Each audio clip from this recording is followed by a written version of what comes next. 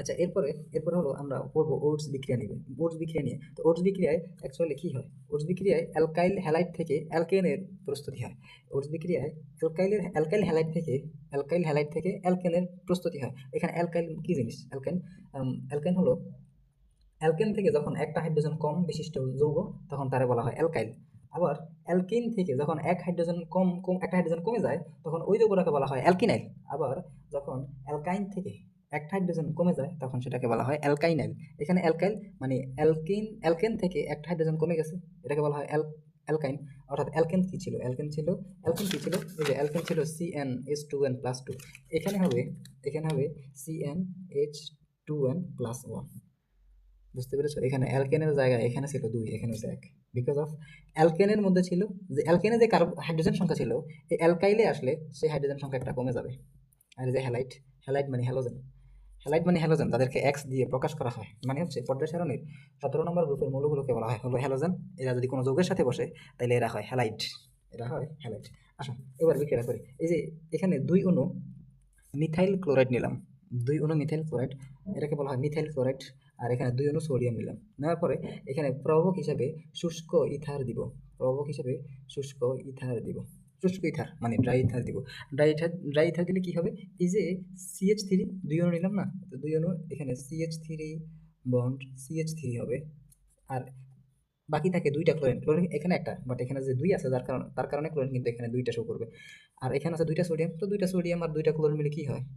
2NaCl, 2 অণু sodium chloride উৎপন্ন হবে, অর্থাৎ 2 অণু লবণ উৎপন্ন হবে। সেই এটাই হলো সেই কাঙ্ক্ষিত অ্যালকেন অর্থাৎ ওটস বিক্রিয়ার মাধ্যমে এই মিথাইল ক্লোরাইড থেকে ইথেন উৎপন্ন হলো। ঠিক আছে? আচ্ছা, আর তুমি খেয়াল করতো, উদ্দীপকের মধ্যে বিক্রিয়কের মধ্যে যে মিথাইল ক্লোরাইড ছিল, সেখানে কার্বন কিন্তু ছিল, যে যৌগটা ছিল সেখানে ছিল কার্বন এক কার্বন বিশিষ্ট যৌগ। আর উৎপাদের মধ্যে যে যৌগটা উৎপন্ন হলো, এটা হলো কিন্তু 2 কার্বন বিশিষ্ট যৌগ। অর্থাৎ ওটস বিক্রিয়াকে কার্বন শিকল বৃদ্ধিকরণও বলা হয়, কার্বন শিকল বৃদ্ধিকারক বিক্রিয়াও বলা হয়। বিকজ অফ বিক্রিয়ায় যত সংখ্যক কার্বন থাকে, উৎপাদে গেলে তার দ্বিগুণ হয়ে যায়। মনে করো তুমি এখানে 3 কার্বন বিশিষ্ট যৌগ নিছো, অর্থাৎ বিক্রিয়কের মধ্যে 2-3 কার্বন বিশিষ্ট যৌগ নিলে যে উৎপাদ উৎপন্ন হবে, সেই উৎপাদের কার্বন সংখ্যা হবে 6 কার্বন। মানে এখানে 3 কার্বন নিলে এখানে 6 কার্বন পাবা, এখানে 5 কার্বনের যৌগ নিলে এখানে 10 কার্বনের যৌগ পাবা। বুঝতে পেরেছো? এই জন্য এই ওটস বিক্রিয়াকে বলা হয় হলো কার্বন শিকল বা কার্বন সংখ্যা বৃদ্ধিকারক বিক্রিয়া। এরপরে হলো এই বিক্রিয়ার আরেকটা বৈশিষ্ট্য হলো, এই বিক্রিয়ায় যে উৎপাদ উৎপন্ন হয়, সেই উৎপাদের মধ্যে জোড় সংখ্যা সব সময়, কার্বন সংখ্যা সব সময় জোড় হবে।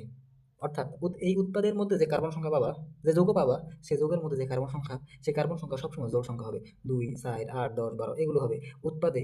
ওটস বিক্রিয়ার মধ্যে কখনোই বিজোড় সংখ্যক কার্বন উৎপন্ন হবে না। কারণ তুমি যদি যে কোনো সংখ্যার 2 দিয়ে গুণ দাও, কি হবে? সেটা জোড় হয়ে যাবে। অর্থাৎ তুমি যদি 1 এর গুণ দাও, 1 এর 2 দিয়ে গুণ দাও, কি হয়? 2 একে 2। তুমি যদি 2 এর 5 দিয়ে গুণ দাও, তাহলে এখানে যদি 5 হয়, এখানে হবে 10, এখানে যদি 11 হয়, এখানে হবে 22, এখানে হবে যদি 13 হয়, এখানে হবে 26। অর্থাৎ 2 দিয়ে গুণ দেওয়ার কারণে সব ডাবল ডাবল উৎপন্ন হয়, যার কারণে এখানে কি হয় না, এখানে বিজোড় কার্বন বিশিষ্ট অ্যালকেন প্রস্তুত হয় না। ঠিক আছে? আচ্ছা, গেল। এবার দেখো এই জায়গাটাতে দেখো, ড্রাই ইথার বা শুষ্ক ইথার ব্যবহার। এই যে দেখো এখানে যে এই বিক্রিয়ার মধ্যে যে ড্রাই ইথার ইউজ করলাম, প্রভাবক হিসাবে যে ড্রাই ইথার ইউজ করা হলো, সে ড্রাই ইথার ইউজ করার উদ্দেশ্য কি, কারণ কি? ড্রাই ইথার ইউজ করার যে কারণ, সেটা হলো এই যে বিক্রিয়াকে ঘটানো হলো, এই বিক্রিয়াস্থলে মাঝে মাঝে পানি থাকে। এখন এই বিক্রিয়ার মধ্যে একটা সক্রিয় সোডিয়াম নেওয়া হলো, তো সোডিয়াম সক্রিয় সোডিয়াম যখন পানি পাবে, তখন তো সেটা সোডিয়াম হাইড্রোক্সাইড আর এই যে হাইড্রোজেন উৎপন্ন করবে। হাইড্রোজেন কি ওয়ান কাইন্ডস অফ ফুয়েল, তাই না? হাইড্রোজেন কি ওয়ান কাইন্ডস অফ ফুয়েল, এটা একটা তাপোৎপাদী বিক্রিয়া। তো তাপোৎপাদী বিক্রিয়া, তার উপর একটা ফুয়েল আছে, তখন তো এখানে আগুন লেগে যাওয়ার সম্ভাবনা আছে। যার কারণে ড্রাই ইথার ইউজ করা হয়। জানো, ড্রাই ইথারটা পানিকে সরিয়ে ফেলতে পারে বা পানিকে শেষ করতে পারে। এটাই ছিল ওটস বিক্রিয়া। ওটস বিক্রিয়ার মাধ্যমে এটাই ছিল ওটস বিক্রিয়ার বিবরণ। প্রথমে ওটস বিক্রিয়ার মাধ্যমে কেমনে অ্যালকেন প্রস্তুত করা হয় সেটা। এরপর হলো ওটস বিক্রিয়ার কিছু বৈশিষ্ট্য। ওটস বিক্রিয়া সবসময় কার্বন সংখ্যা বৃদ্ধি হয়। এরপরে ওটস বিক্রিয়ায় বিজোড় কার্বন সংখ্যা বিশিষ্ট অ্যালকেন প্রস্তুত হয় না। ওটস বিক্রিয়ায় যে সকল যৌগ উৎপন্ন হয়, সবগুলো যৌগের কার্বন সংখ্যা জোড় হবে। এরপর হলো শুষ্ক ইথারের ব্যবহার। শুষ্ক ইথার ব্যবহার কেন করা হলো? শুষ্ক ইথার ব্যবহার করা হলো কারণ এই যে বিক্রিয়াটা হয়, ওটস বিক্রিয়াটা যে স্থানে হয় সেখানে মাঝে মাঝে পানি উৎপন্ন হয়ে যায়। তো পানি উৎপন্ন হলে সোডিয়াম কি একটা সক্রিয় ধাতু। তো সক্রিয় ধাতুর সাথে পানি বিক্রিয়া করলে সোডিয়াম হাইড্রোক্সাইড এবং হাইড্রোজেন উৎপন্ন হয়। তো হাইড্রোজেন তো হচ্ছে ফুয়েল, এবং এই বিক্রিয়াটা একটা তাপোৎপাদী বিক্রিয়া। তাপোৎপাদী বিক্রিয়া, তার সাথে একটা ফুয়েল আছে, এটা তো একটা অ্যাক্সিডেন্ট বা আগুন ধরে যেতে পারে। এই ছিল ওটস বিক্রিয়া।